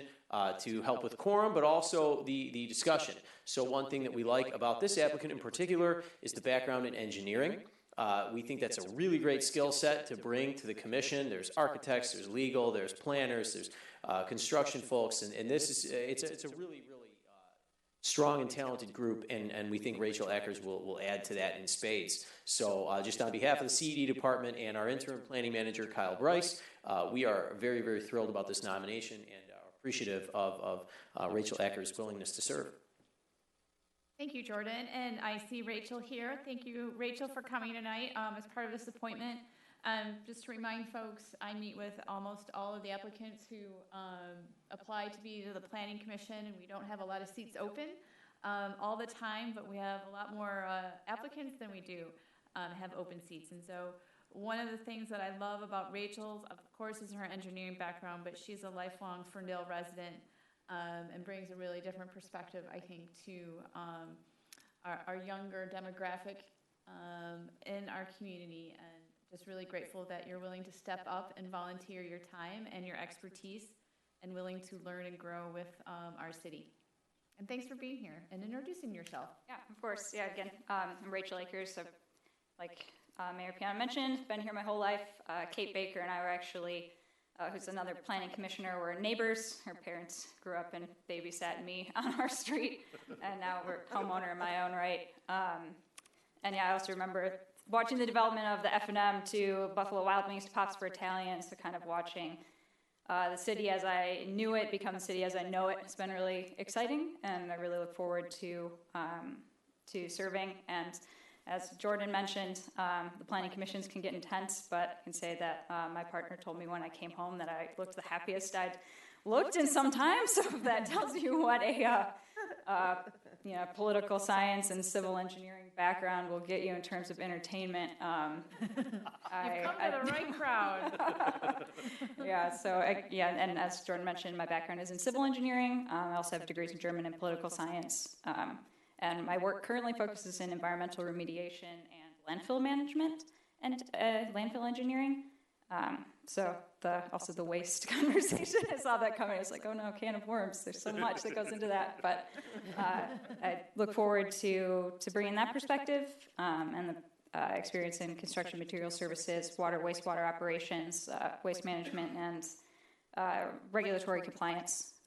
So again, I really like that nitty-gritty stuff, and I'm really looking forward to it. Thank you so much. If I may, through the chair, also as far as entertainment, Rachel, aren't you also involved with the community concert band? Yes, so I did, I was thinking about that the other day, and it's been 6 or 7 years maybe since we got that group going. I did help Sharon Chess and Tim Brennan get that band going some years ago. I haven't been able to participate in recent years. A lot of my going back to school took place on the times of rehearsals, and thought about going back this year, but I broke my arm snowboarding about a month and a half ago, so maybe the next time around. But yes, it did help start the Ferndale Community Band, and started playing flute at Roosevelt, and went through to helping out with the high school marching band at Ferndale after my graduation as well. So been around and committed, and I believe your kids also were maybe my siblings' ages or something. I think yes, very well. So yeah, parents, yes. So yeah, been around and involved for some time. Looking forward again to getting more involved. Thanks for letting us serve. All right, we need a motion to proceed. Well, I look forward to working with you on the Planning Commission, and so I move to appoint Rachel Akers to the Planning Commission for a 3-year term ending March 28, 2025, as submitted on behalf of Mayor Piana by the City Clerk. Support. Moved by Pollica and supported by Leaks May. Madam Clerk. Councilmember Pollica? Yes. Councilmember Leaks May? Yes. Councilmember Mikulski? Yes. Mayor Pro Tem James? Yes. And Mayor Piana? Yes. Thank you, Rachel, and the staff will help you onboard onto the Planning Commission going forward. All right, thank you. All right, thank you.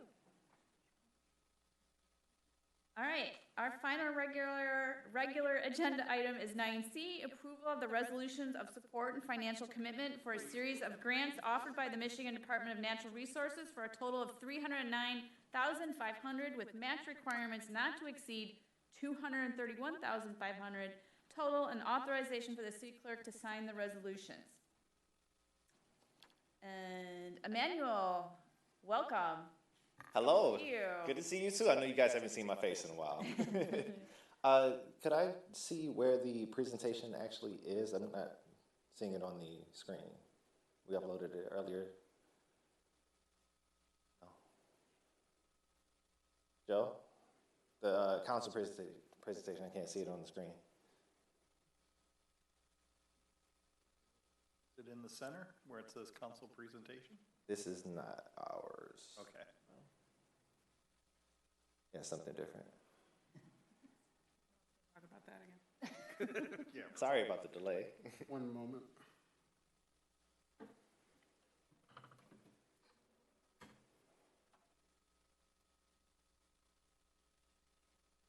Oh, there it is. No, I see it. This one? Yeah. Okay. Should be it. Oh.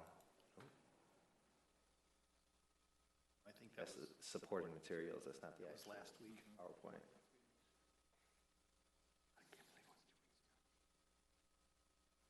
One moment. I think the easiest thing to do would be for me to join Zoom, and I can present here rather than go That'd be upload. great. Give me one moment, please.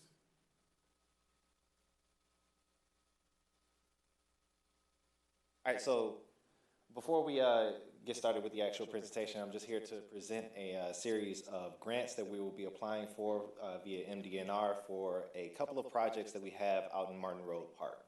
MDNR is a resource that we have used every year since, I want to say, 2017 for different projects that include the pavilion out at Wanda Park and the new pavilion out at Harding Park. Virtually all of the walking paths that we've implemented over the past 5 years have had assistance from MDNR funding. And as soon as we get everything up, we'll be able to go into what we'll be presenting for today.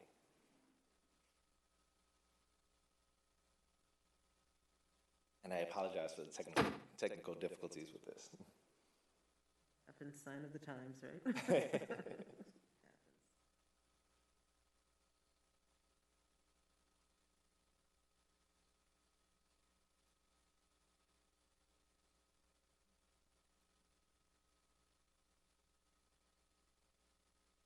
All right, Denise, if you can promote me on Zoom, I can go ahead and share my screen. Thank you so much, Joe. I appreciate it. Sure. Always wanted to be a panelist.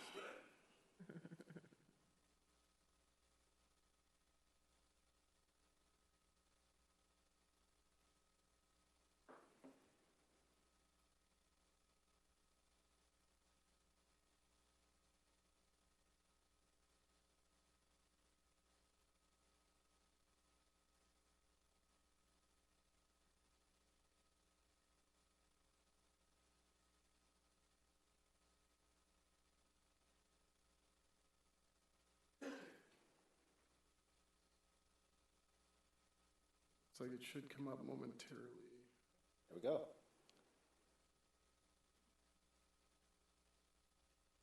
I know you just cue me when you're ready to advance. All right. So as I said in the intro, we're applying for a series of grants from MDNR for a couple of projects that we have proposed for you today. The first project is a Martin Road Park concession stand and restroom building. That project is of particular importance for reasons that we'll get into in a moment. The second project is for additional playground renovations for the playground that is at the park's eastern side. We can go to the next slide. All right, so for the Martin Road concessions building, this building will serve as a supplementary facility that will assist in our recreation programming in the park. One of the most important functions that it will serve as is a additional restroom facilities for the splash pad that will be implemented in a little bit later this year. Under current Eagle regulations, we are not allowed to have more than 50 people on the splash pad without additional restroom facilities installed at the park, even though our splash pad has a capacity to hold up to 280 people. So this will be an important item as we move forward. It will also enable us to sell concessions out of the building, as well as distribute equipment through an equipment lending program that we plan to implement that will operate on a year-round basis rather than just operating in summer. So we'll be able to distribute basketballs, soccer balls, softball equipment, things of that sort in the summertime. And then in the wintertime, we'll be able to distribute sleds and snowshoes and things of that sort, so we can actually activate the hill that we have centered at the park that we've not been able to utilize since we've not been able to distribute such equipment. Residents and park visitors have utilized that as a sledding hill previously on their own time, but we would like the opportunity to formalize that process and present to the community something that would be a benefit to children and families around. The ask includes demo of the current accessory building, which this building proposed facility will be built on top of the foundation of an already existing storage facility that is underutilized at the park that sits just behind the current pavilion there. It calls for the construction of a restroom building, some additional landscaping, utilities to make the facility operational, walking path connections that will connect it to the existing walking path and connect it directly to the splash pad, and some additional amenities, including picnic tables and trash recycling bins. Next slide.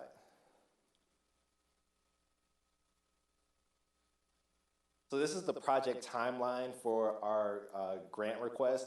MDNR is a very, very involved process with regards to the way that we are able to apply for these grants. So it's often a months-long thing.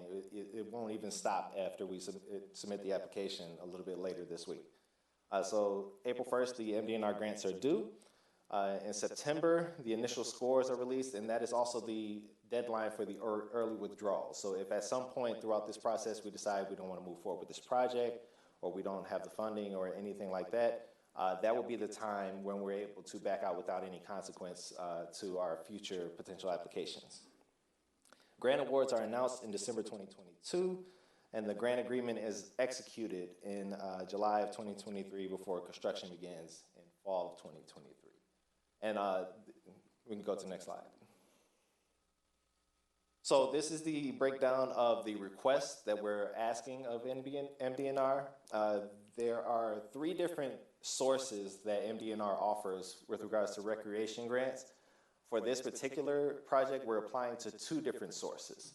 We're applying for the same funds under both, so the project total that we anticipate is going to be $385,000, and the city's match under both of these potential grant awards would be $192,500. This is a reimbursement grant, meaning that the city will be responsible to front the money for the cost of the project before being reimbursed in FYE 24, I believe.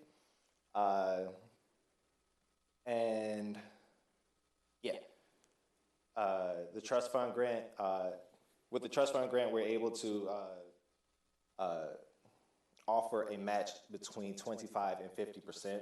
25 being the lowest minimum amount that we can offer, and 50% just gives us the more points toward actually receiving the grant. We decided to apply for, and Land and Water, the Land and Water Conservation Fund requires a 50% match hard cap. We have decided to apply for the same amounts for both grants because we determined that this was a very important endeavor for us to undertake with the implementation of the splash pad coming up. We want to make sure that we're able to handle the capacity of the splash pad and the increased park visitation that we'll be receiving because of its implementation. Of these 2 grants, if we're awarded both of them by chance, we would only be able to accept one of the grants. So we wouldn't double up on anything. We wouldn't be paying over $700,000 or anything like that for the 2 grants. We'd only be able to accept one. And if we are able to pick one, we'd probably choose the trust fund grant. We can go to the next slide. All right, and this is the project overview for the play equipment that we're looking to implement. As I said earlier, we're going to be implementing new structure amenities at the eastern side of the playground. This comes in conjunction as we continue to phase out the playground structure that is at the western side, the older playground structure. This new playground structure will be aimed at improving the appeal of the overall playground structure for older kids. Currently, the structure that we have that was installed, I believe, sometime in 2016,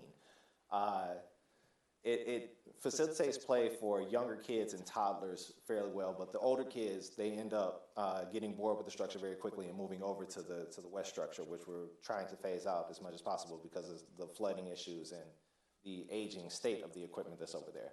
So this would increase the appeal for the older kids with higher gross motor capabilities, and it would also include some ADA compliant features that would allow for access to the amenity for persons with physical limitations or persons in wheelchairs and things like that. So the scope of this project includes a partial demo of outdated play equipment over at the east side, installation of the new play equipment, some landscaping features, a walking path connection to connect the amenities to the existing walking path, and again, some additional benches and trash and recycling bins to go along with it. Next slide. This is an example of some of the equipment that we're looking to implement. It's a rope-based system that allows users to climb and do whatever they want, really. The center part on the blue equipment is the ADA portion of it that allows access for persons in wheelchairs. And you can see that in the other picture in the top right. It's just an example of some of the things that we're looking at. Go ahead. So this is the same project timeline. It coincides with the previous one. So initial scores are going to be released in September 2022. Again, that's the deadline to back out of any grant proposal if we wish to. Grant awards announced in December, and July 23, the grant agreement is executed before construction this time would begin in spring of 24 rather than fall of 23. Next slide. So they asked this time, we're going to be requesting funds from the Recreation Passport Grant Fund, which is one of the more competitive and underfunded programs that they have. So that one is difficult to receive. So we decided to also apply for trust fund grant money for this project as well. But we kept it at the 25% match for this particular one because, again, it's not as important as the recreation facility. It is important, but especially as costs continue to rise for this playground equipment that we're looking to implement. But the recreation facility is of a higher priority, and we want to make sure that we are able to secure funds for that. So the total for the project, anticipated project amount for this is $156,000, and the city's match as part of that would be $39,000. Again, this is a reimbursement grant. We will be responsible for the upfront cost before being reimbursed the money in FYE 24. Next slide. I made through the chair for this slide, this slide we were just at. Sure. Can you tell me the difference between both of those grants, Recreation Passport Grant and Trust Fund Grant? Because I noticed that for the first grant, you said you'd go for the Trust Fund one as well. Yes. So is that a reason why that's the preferred grant? The Recreation Passport Grant, like I said, is much more competitive than the other grant funds. The Trust Fund, it allows more flexibility. It has a higher funding pool. It has a lot more money to be able to offer for these recreation projects. And it also gives a variance in the amount of matching dollars that we're able to contribute to it. So if we were to, for instance, go with the Land and Water Conservation Fund for this project, that will require a match of 50% rather than allowing us the flexibility to move down to 25. So we decided that was the easier pool to double up on rather than Land and Water. So when you said that that grant for the first one was a considerable amount, I think what was it, 185, 100 and something thousand? With regards to the city's match, yes, it was 192,500. So, but from what I'm to understand is that amount could actually be altered Yes, for the trust fund. for the trust fund? Yes. Okay. It could be altered if we so choose to, but again, that would mean that we would get less points toward actually being awarded that grant, so that we run the risk of potentially not receiving any funding at all. Okay. Thank you. Yep. If we could go back to, we can go to the next slide. So altogether, we're asking council to approve resolutions of financial commitment for these projects. The total for the two projects is $541,000, and the city's match as part of that would end up being $231,500. Now, it is also important to note that of that responsibility for the city's match of $231,500, a good portion of that is also work that will be done by DPW. That's included in that, so that often reduces the amount that we're actually required to pay out by the end of this process. It also can include future grant contributions. So, for instance, when we did the Wilson grant last year, we also applied for funding from Oakland County and from Ralph C. Wilson in order to help offset the cost of that impact to the general fund for that project. We're still waiting to hear back from those, but we often seek out additional grant sources to help offset that overall cost to make sure that the impact to the general fund is as minimal as possible. And that should be it. That should be the last slide. And yeah, any questions? Thank you, Emmanuel. Through the chair. Open it up. Yep. So two questions. Sure. You mentioned that without the restrooms, the capacity of the splash pad is limited to 50 persons. Correct. But it has a capacity of 290. 280. 280, I'm sorry. No problem. The plan is that the splash pad's going to be open by July 1st. But these restrooms will not be constructed until next year. So this first year, we're going to have to restrict the access to that splash pad to 50 people. We're actually... Can you tell me how we're going to do that? We're actually going to be applying for a variance with Eagle to allow us to substitute porta potties in that area in place of an actual restroom facility. That's a temporary solution. It's not something we could do long term. But it's just a stopgap until we can actually get the funding to and start construction on the actual facility. Okay. That's good to hear. We have a plan B. The other question, and I know the answer to it, but I know that there's going to be a number of people at home that would want to know why. What stops us from actually submitting the grant and then building the concession and restrooms this year, and then just asking for it to be reimbursed if we have to wait to get approved for it to be built and then get reimbursed? MDNR guidelines are stopping us from that. We're not able to begin construction at all until they actually approve the funding for the project. If we actually begin construction before then, we run the risk of not receiving the funding at all. Okay, thank you. Through the chair, just a real quick question. You had mentioned demolition of play equipment over there. Is there any sort of opportunity to potentially save that play equipment and resell it to any city? Is that possible?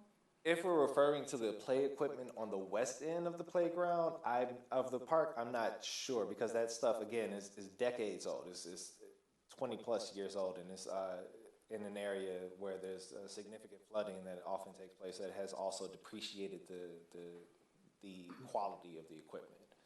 The equipment at the east end, there won't be much that we actually need to take out of there. It'll primarily be adding the ropes system that we looked at earlier. Yep. Any other questions? All right, we need a motion to proceed. I move to approve the resolution of support and financial commitment for the series of grants offered by the Michigan Department of Natural Resources for a total of $309,500 with match requirements not to exceed $231,500 total, and authorize the city clerk to sign the resolutions as submitted by the Parks and Recreation Director. Support. Moved by Polika and supported by Leaks May. Madam Clerk? Councilmember Polika? Yes. Councilmember Leaks May? Yes. Yes. Councilmember Mikulski? Yes. And Mayor Piana? Yes, and that is approved unanimously. And now we are moving on to our call to council, which we start with our city council, city department updates, started by, with our city manager. So take it away, Joe. Thank you, Mayor. 1 second. I have a topic thread coming. I'll begin one that I know has an announcement. DPW Director Dan Antasik, can you remind us about some service changes for April? Yes. Excuse me. As most residents may know, because they recently received the city newsletter and have seen the post from our awesome communications department, curbside yard waste pickup returns next week. And I know everyone has been patiently waiting for that, doing the yard cleanup. Unfortunately, spring hasn't decided to really show her face yet for us this year. But we are hopeful that that will occur soon and the yard waste bags will be flowing. And if you do need compost stickers, please visit us at the DPW and we can hook you up with those. And that's all I have for tonight, Council. Thank you. I have people out on my street who are eager beavers, and I already put them out. So if our communications team hears any issues that they're not getting picked up, it's because the date hasn't started yet. Right. The city manager's office would remind the public that we do have our budget hearing scheduled for April 11th, which is the next city council meeting. We held an all-day city council budget workshop last Saturday, I think, or 2 Saturdays ago, March 19th. It was an excellent workshop. I appreciate the attendance of all staff and engaged public and our city council for spending your Saturday with us. I appreciate that. So the public hearing will be on April 11th. Then a final budget adoption by charter would be scheduled for April 25th. And that will conclude the budget process for this fiscal year. Parks and Recreation Department does have some announcements to make. I'm not sure if that it's Emmanuel or Lorena. Hello again, a long time no see. We have a few items that we want to announce to the public to make sure that everyone is aware. Next Saturday, April 9th, we will be holding our extravaganza event. That'll be where we have egg hunts at a variety of city parks. We'll have golden tickets inside one of the eggs at each park to give away an Easter basket. The Easter Bunny will be at the Martin Road Park site. That'll take place, again, Saturday, April 9th at 1 o'clock at 1 o'clock will be Marie Tot Lot, 1:30 will be Gary Park, and 2 o'clock will be Martin Road Park. We also have, for everyone that continuously emails me about summer camp, registration will open on Monday, April 4th. So you'll be able to sign up for different courses there. We plan to bring back the full camp experience. Last year was more of an abbreviated thing to get us through some of the lingering effects of the pandemic, but now we're able to open it up to the full 50 people and continue our field trips and our themed events and Olympics. And God, I miss like the actual summer camp. So that'll be exciting. And then we also want to make sure that our senior population is aware that the senior group will be opening up for trips and events and things again. They're planning a variety of different activities. So anybody that's interested in finding out more information about that can email us at recreation@ferndalemI.gov, and we'll be able to get you in contact with the senior group director. President, not director, president. Thank you. Thank you, Emmanuel. I'm sure I expressed a lot of parents' sentiments about getting those kids outside this summer. That's awesome. And I see no other announcements from staff, so Mayor, I cede it to you. Excellent, thank you. We'll start on my left side tonight with council updates, starting with Councilman Polika. I have nothing this evening. All right. Councilwoman Leaks May. Oh, you know what? I don't have anything tonight. All right, moving along, making it easy.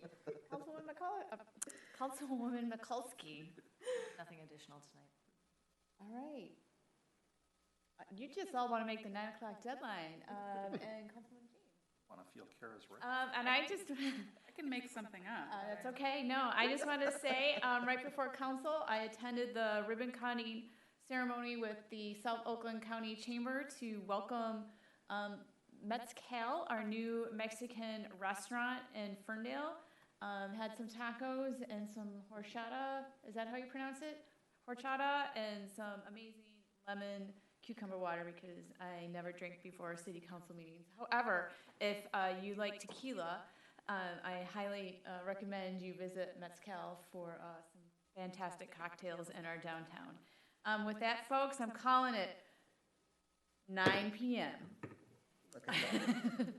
Thanks, everybody, for participating. That was remarkable. Recording stopped. The only problem is that Dairy Nicely Queen done, is closed. They Opened? just closed, yes, they're open from 2 to 9.